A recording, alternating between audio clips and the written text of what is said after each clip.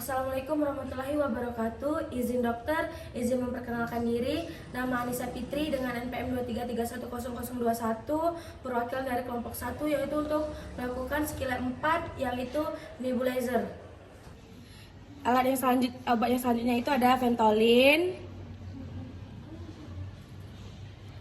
ada NaCl,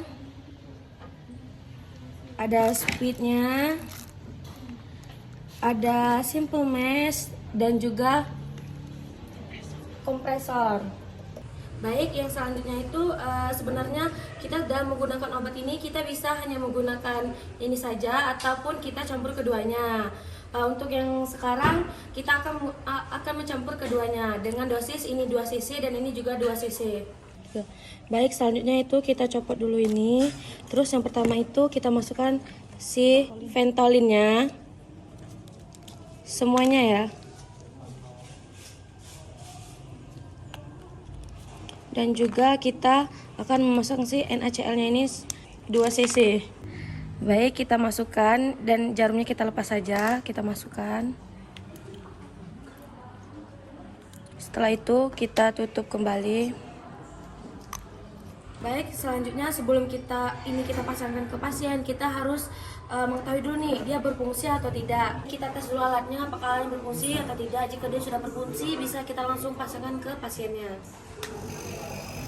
Sebenarnya ini alatnya sudah berfungsi, yang dimana ketika alatnya sudah berfungsi itu dia bakal ditandai dengan obatnya itu bakal seperti asap. Nah, ini kan sudah nih, kita bakal pasangkan ke pasiennya. Pasiennya seperti ini. Pastikan sungkupnya ini rapat dari segala sisi supaya si udaranya ini tidak keluar, dan pastikan juga pasiennya ini kita ajari untuk ketika si asapnya ini keluar, mereka harus menarik napas yang dalam seperti kayak keluarkan seperti ini. Pak, tarik napasnya Pak, kayak keluarkan seperti itu sampai si obatnya ini habis. Biasanya itu sekitar 15-20 menit.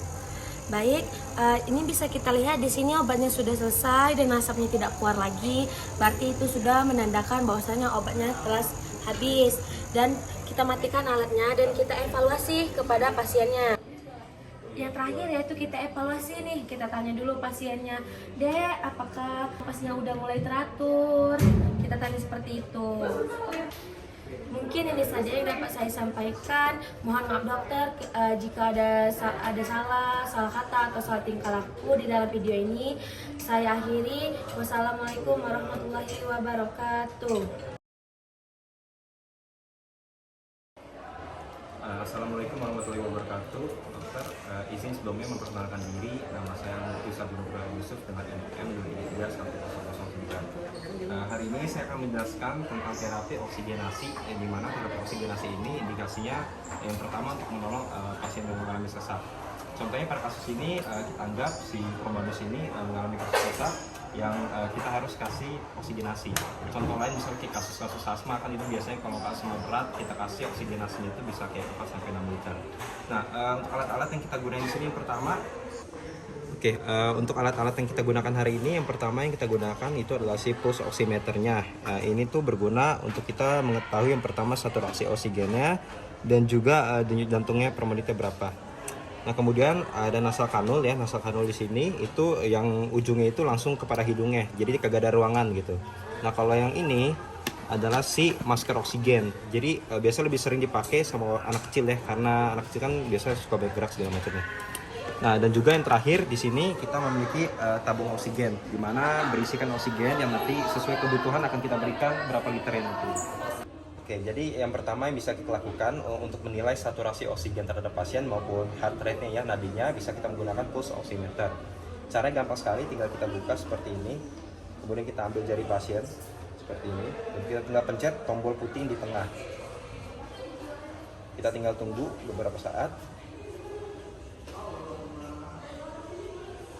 Di sini saturasi oksigennya 98 dan juga heart rate-nya itu 91 ya, normal. Jadi saturasi oksigen dari probonus yang ini normal dan juga heart rate-nya pun normal.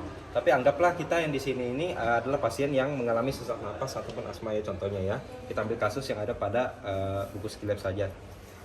Nah, setelah tadi kita sudah tahu data-datanya dari pulse oximeter, kita bisa mendapatkan data-data untuk mengecek dulu seberapa banyak oksigen yang memang kita perlukan untuk memberikan kepada pasien tersebut. Dengan rumus itu yang pertama MV sama dengan volume tidal dikali dengan respiration rate-nya. Nah, untuk volume tidalnya itu sekitar 6-8 ml per kilogram berat badan. Kita ambil contoh pasien ini misalnya 50 kilo ya. Jadi kalau kita masukin ke rumus itu sekitar 50 dikali, yang tadi rumusnya 6-8 ml dikali sama respiration rate anggaplah 24. Nah, kemudian didapatkan sekitar 200 sampai 9.600 ml per menit. Berarti yang harus kita kasih sekitar 7 liter sampai 9 literan per menitnya. Oke, jadi yang pertama yang kita siapkan tadi adalah si nasal kanul dan juga si tabung oksigennya.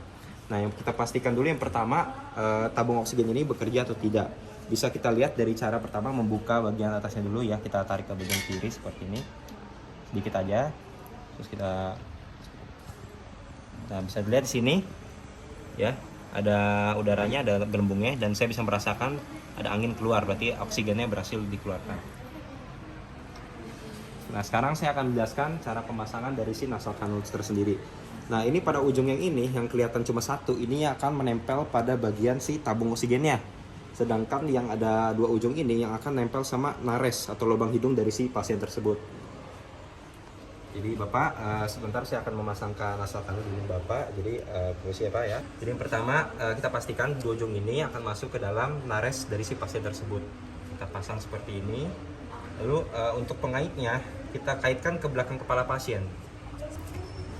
Nah, untuk bagian belakangnya untuk bisa dikencangkan, sini bisa dilihat nih. Ini bisa kita majuin untuk kita kencangkan ya, memfiksasinya biar tidak kemana-mana.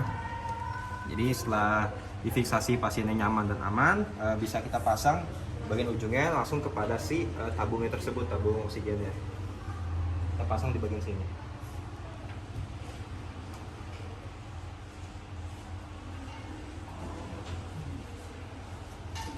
Nah, sesuai dengan kasus tadi kan kita bisa memberikan sekitar 7-9 liter, maka kita kasihnya juga harus 7-9 liter.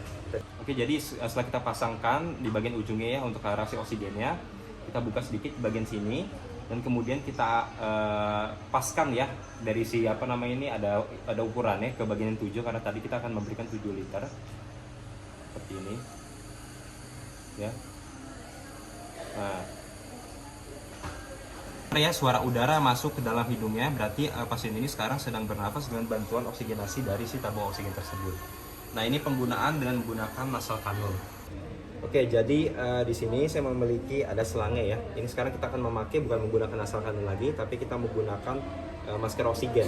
Kelebihannya apa? Yang pertama ya, masker oksigen itu ya udaranya itu benar-benar kita pastikan langsung kepada pasien ya, menutupi bagian hidung sampai mulutnya. Biasanya sih sering digunakan pada anak kecil karena anak kecil itu kan tidak kondusif biasanya ya. Jadi kita menggunakan masker ini dan ukuran pun bervariasi. Kalau anak kecil itu biasa lebih kecil lagi daripada ini. Oke, saya akan mencontohkannya. Jadi pada bagian selang ini dia ujungnya sama aja ya. Jadi yang satu bisa kita pasang ke arah si maskernya, masker oksigen, yang satu lagi bisa langsung ke arah si tabung oksigennya. Saya akan langsung memperhatikannya.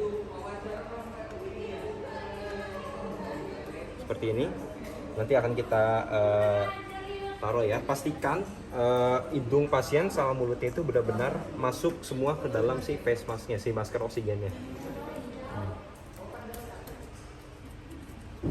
Kita taruh sampai belakang. Kita kencangkan, ditarik di bagian sini, begitupun di bagian sini. Nah, kalau pasien sudah merasa nyaman, bisa kita langsung saja mulai mengoksigenasinya. Kita pasang saja sama di bagian sini.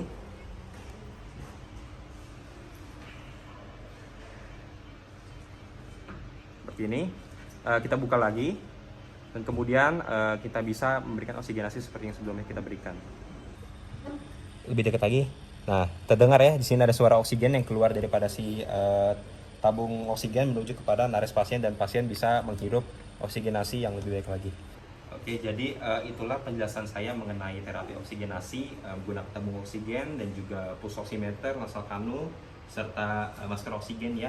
Jadi memang kita berikan ini kepada pasien-pasien yang mengalami sesak nafas, contohnya kesulitan bernapas ataupun misalnya kayak orang kena asma gitu. Mungkin cukup sekian dokter, kurang lebihnya saya mohon maaf. Saya akhiri, wassalamualaikum warahmatullahi wabarakatuh.